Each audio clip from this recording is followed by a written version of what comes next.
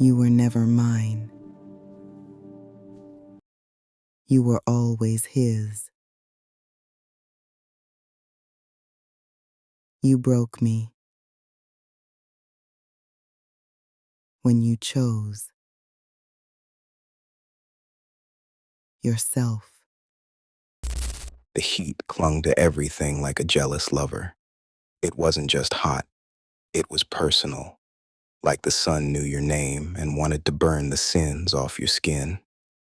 Cars coughed smoke down cracked boulevards, gospel poured from liquor stores, and the city pulsed with color. Red brake lights, orange street lamps, neon green signs for pawn shops, and promise. Everyone was moving fast, but thinking slow. Nobody really going anywhere, just trying not to fall apart in public. It's loud when it wants to be, quiet when it shouldn't be. Hot cement bleeds through thin soles, and the wind don't blow unless it had something to carry. Like whispers, like smoke, like regret. The old corner store radio hissed out something familiar. Sly Johnson, or maybe Donny Hathaway. It was hard to tell through the static in summer. But the song, it was slow, too slow. Like it had been wounded before it ever made it to tape. A song for you. That was it. Not the clean version. The cracked vinyl one. His voice swayed through the air like a ghost with unfinished business. I've been so many places in my life and time. I stopped walking. Just for a second. Because that line, it didn't sound like a lyric tonight. It sounded like a confession someone left burning on a sidewalk. Like a man talking to a ghost he helped make. The kind of song you don't dance to. You just remember who you lost. And I kept walking, but slower. Like the heat and the horn and that damn song were pulling pieces of me back with every step. A black boy dances in the middle of the street, shirtless, shoeless, no rhythm, just joy. A grown man across from him screams into a phone nobody else can see. I walks right between them like they're ghosts. This is the kind of place where no one is all the way alive. Not really.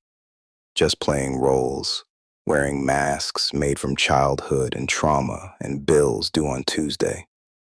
A baby bird clumsily landed on the sidewalk, its wings bent wrong, fluttering like an apology. I keep walking. Too many cracked things in the world. I can't fix them all. That's what I tell myself. I lived in a building that used to be a church off the corner of North Charles Street, the fourth floor of what used to be a church. My apartment was small, but had good bones, better than mine. Cigarette butts lined the balcony like rosary beads. The couch was nice, rug, too. But the corners of the room told the truth.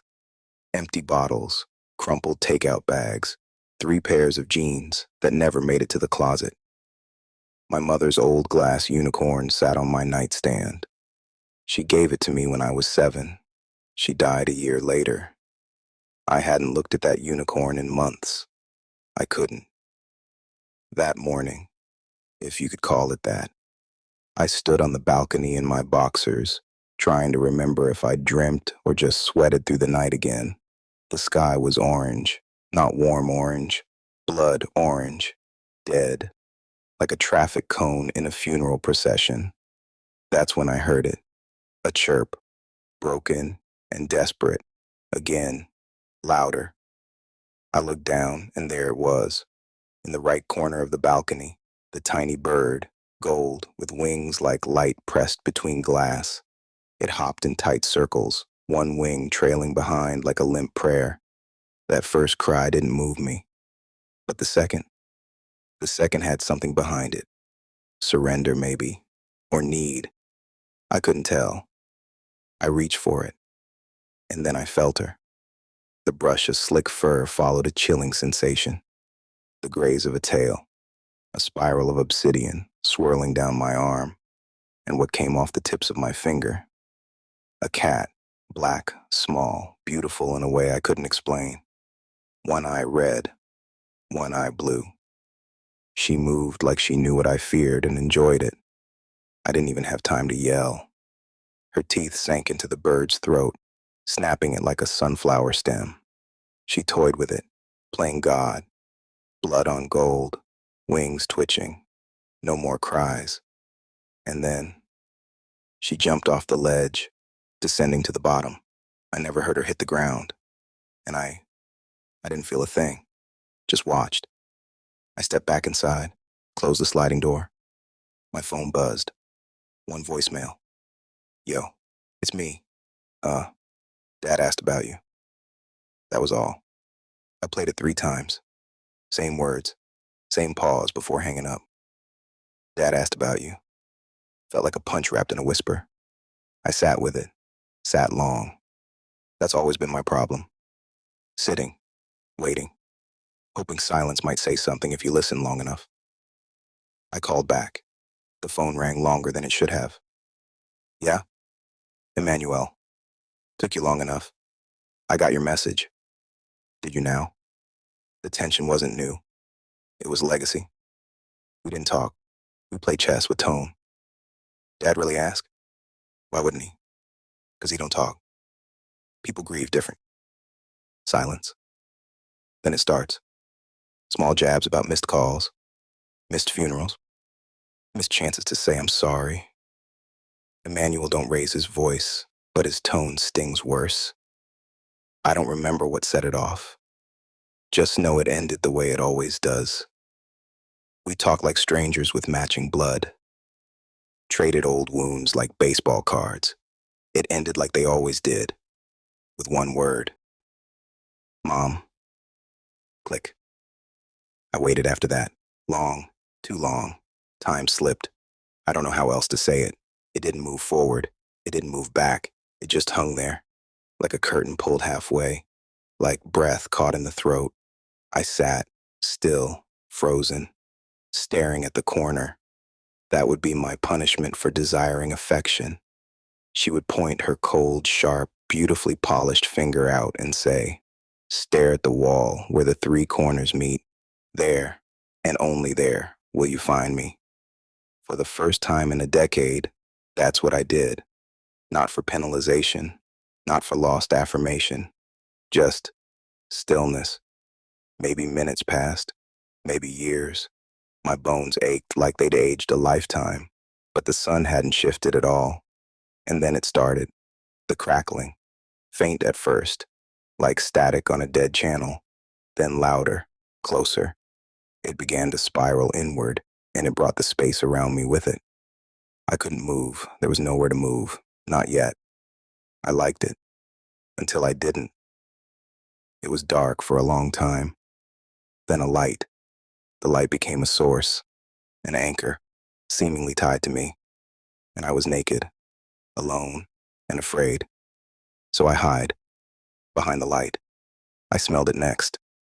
Ash, burnt hair, sweet smoke crawling up my nose like a memory that never asked to be remembered. The scent clung to me. It curled under my nails. It whispered into the hair on my arms. And then, the flash. So fast. Too real to be imagined. The horn of a unicorn, spiraling, bone white and dripping.